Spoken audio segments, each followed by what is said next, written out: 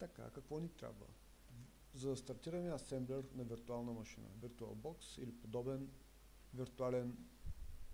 виртуална машина, VMware или тем подобни, Hyper-V. Отиваме на Лъчо на сайта. Среда за асемблерско програмиране ни интересува и избираме, даунлодваме файла, което желаем. Аз вече съм го даунлоднал, няма да го даунлодвам отново.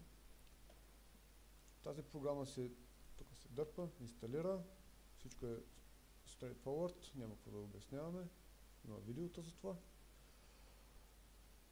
Връщаме се към това, което сме инсталирали. Имаме архив, който се разархивира. Вътре има ISO с това име. Как се пускат нещата? Отиваме в Oracle Box, казваме нова, име, Assembler, не, Other. Избира DOS. Това е, което ни трябва. Даваме напред. 32 мегабайта е много, седи така, няма значение. Напред. Не ни трябва виртуален твърд диск. Създаваме. Продължаваме. Готово.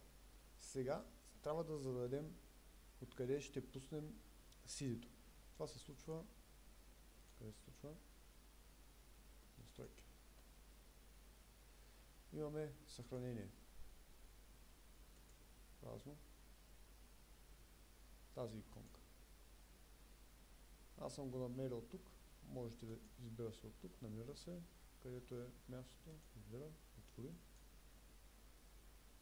Окей. Старт. Това е цялата схема. Сега ще помисля. Вече сме в идеето. И може да направим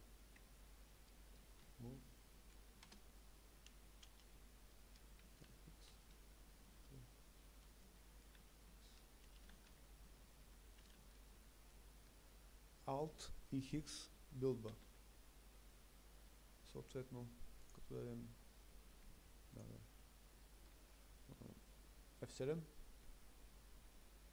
011 222 F1 следващата стъпка, а X ще стане 222. И това е.